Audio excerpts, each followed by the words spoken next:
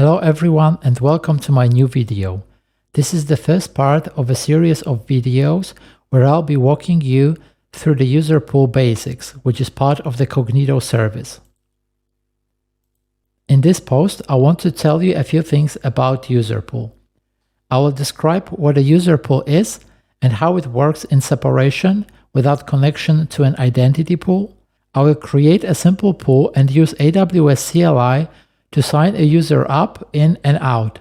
I will also describe what it means to sign a user in and what's all about those tokens you received at the end of the sign-in process. You'll also find here a CDK application you can deploy to follow along. In the next parts of this series, I will explain all other components of the Cognito service as well as more details about the user pool. When I first skimmed through Cognito's documentation, I had a vague idea of what a user pool is, but quickly got lost in those users' identities, identity providers, federated identities, not to mention federated users. It is terrific when you already know a lot about Cognito and are just looking for a quick reference to get some details. But it was a bit daunting when I tried to grasp the basics. In a series of video posts, I will do my best to explain in simple terms what a user pool is, what it's not, and what you can do with it. In essence, a user pool is a user database with some additional cool features, or if you prefer, an identity provider. The term identity provider or identity broker, which is technically the same thing, pops up in the documentation quite a few times. An identity provider is any system that can identify a user, not necessarily a human user, but to keep it simple, let's just talk about the human users, and provide details about him or her. It answers one simple question: are you who you say you are? In Cognito, a user pool can confirm who you are in several ways, like checking your username and password, or performing a multi-factor authentication. There are a few ways we can add users to our database. We can create users as an admin of a pool, we can allow users to sign up themselves, and we can mass import users using a CSV file. As I mentioned before, a user pool is a database. It can store a lot of information about the user. This information is stored in the form of attributes. We can use both standard attributes, the built-in, like email, family name, gender, and so on, or we can create our own custom attributes. We can also choose how we want our users to sign in, using their email, phone number, or maybe a username. We can enable password policies to enforce strong password. We can enable multi-factor authentication. Here we can either use SMS as a second factor and the so-called TOTP, time-based one-time password software token, like Google Authenticator. Users are also able to recover their accounts in case they forgot their passwords. This can be done using an email or a phone. Alternatively, the pool administrator, so someone with AWS credentials allowing admin access to the pool, can reset the user's password. Since a user can send emails, we can configure some of their attributes to match our project's requirements. The above are just some of the things we can do with a user pool. I will not go into all of the features here because many of them are topics for their own posts. Let's create a simple pool and sign the user up. For that, I prepared a CDK application that will create and configure all the necessary resources. You can find the source code on GitHub. The link is in the video description. If you want to follow along, use the instructions in the README file. The CDK app will deploy a very simple user pool named MyTestUserPool. With that pool, we should be able to sign a new user up and then sign in. Because this is the simplest possible version of a pool, I will demonstrate how it works by using AWS CLI, although we could, of course, do the same thing by calling AWS APIs with an SDK. Let's quickly talk about the environment. There are a few requirements for it. First of all, you're going to need a node version 14 or higher TypeScript version 4 or higher, CDK in version 1.83, and also you will need a configured AWS credentials so that you can run AWS CLI commands. If you are using VS Code, there is a .dev container setup you can use to open this project in a container. Autolink is already installed. It requires your AWS credentials to be configured in your home folder under .aws directory. I already have my environment up and running, so let's quickly install everything that we need. We go to the CDK directory and we need to run npm install. Okay, now we need to run the npm build to build the actual CDK application. Okay, the application is now built, so we can grab this line and simply deploy the CDK application.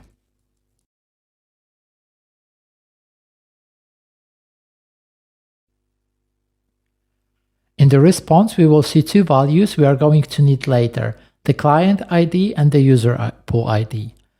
I'm going to quickly copy this over to another file so that we can easily use it later. All right, now to sign up a new user, run this command.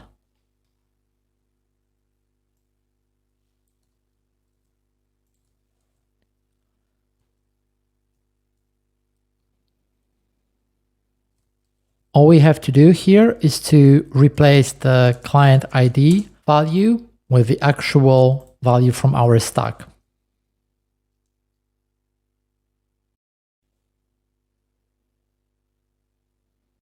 Okay, now our user is created, so we have to confirm it, and we can do it as an administrator of a pool. We have the right to confirm an account.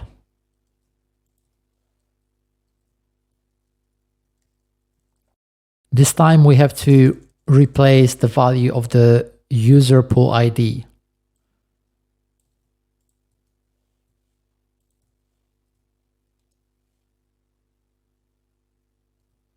Okay, no errors. That it means that the user is now confirmed. Now we can, for example, add this user to a group.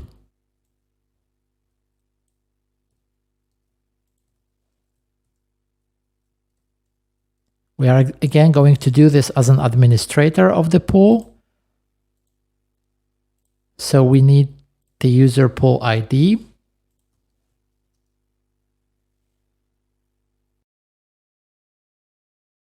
Great, no errors, so everything should be fine. When we are talking about the user pool only, so no identity pool, the user group has no special meaning. It's an association we can use in our application when we decide what kind of permissions we want to assign to a user. Let's sign in to our newly created account. As an end user, we do it by initiating an authentication flow like this.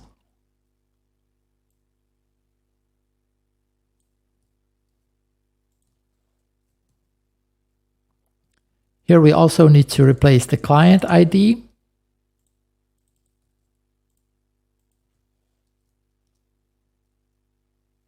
Since we are using standard username password approach, the request will not just initiate the process, but will sign us in. And now comes the most important part of the process. The moment we logged in, we received a set of JSON web tokens.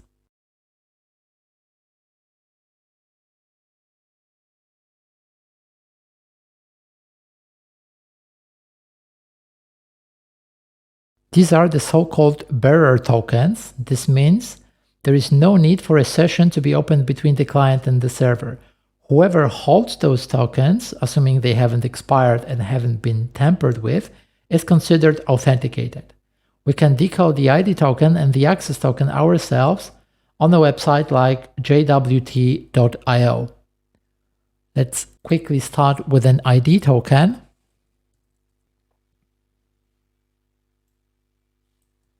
As I mentioned before, an identity provider confirms if we are who we say we are. And if that's the case, the user pool will return the information it stored about us inside this token. Here is how it looks like after decoding. So now our application knows who exactly signed in. Even though I wrote that the user pool is all about authentication, it does one thing regarding authorization.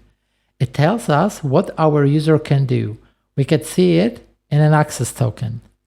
Let's quickly try to decode it on this website.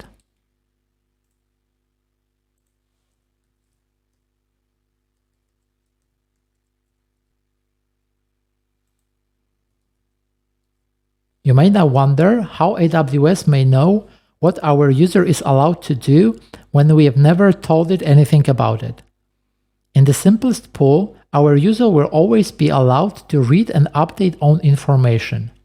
What we are allowed to do is stored in the scope field.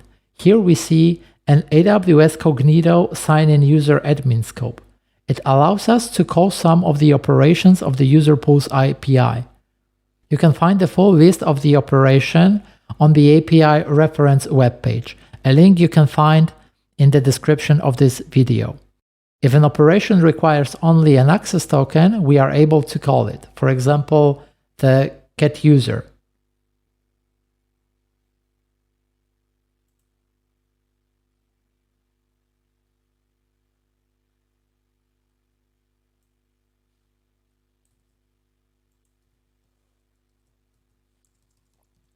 Here we need to replace the value with the access token. In the most basic setup, that's all the access token can tell us about what we are able to do. There is a way to extend it, but I will get to it in another post. As I've already mentioned, the authentication process ends when we receive the tokens. Now that we have them, what can we do? First and foremost, the application that received those tokens now knows who we are, and based on them or the group we belong to, can decide what we are allowed to do.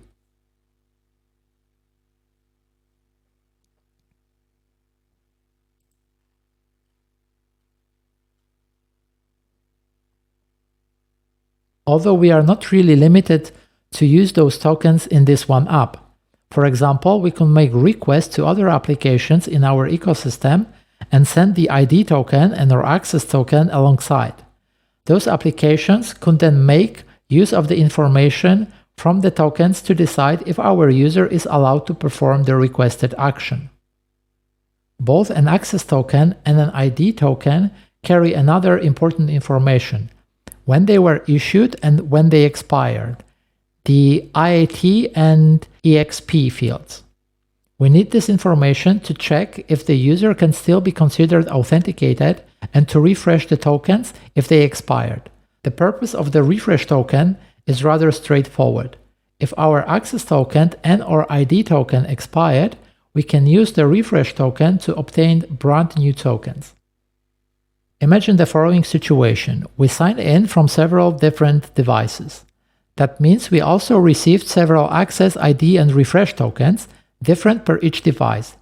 The thing is, there is no way to sign out from just one device. The only thing we can do is to invalidate all tokens at once using the global signout action. To test it, let's sign in for the second time, sign out using the second access token, and see what will happen if we try to use the first access token again. Let's start by signing in.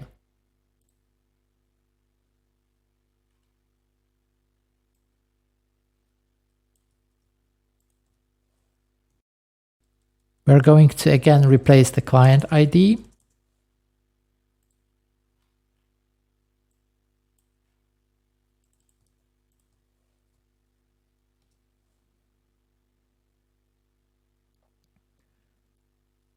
And in a response, we received a new access token.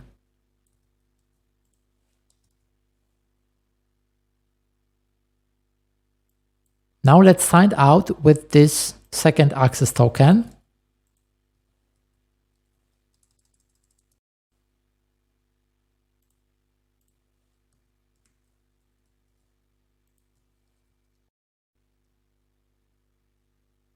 And now try to get the user information with the first access token.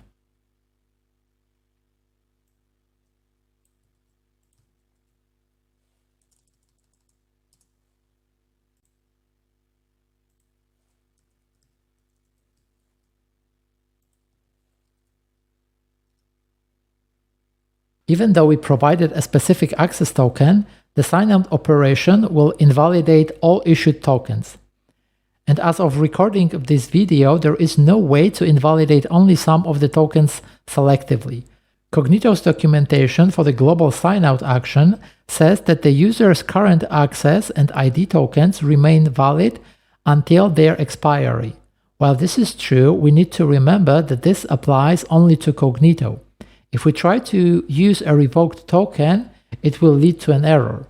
But the fact that the token has been revoked is only known to Cognito. Our application might still be blissfully unaware that the token it holds have been revoked. It's because we only have the information contained in the token. It's important to know that when we architect our application and consider using Cognito, because tokens can never be invalidated outside of Cognito, but only expired. If you are following along, you can now go and destroy the stack.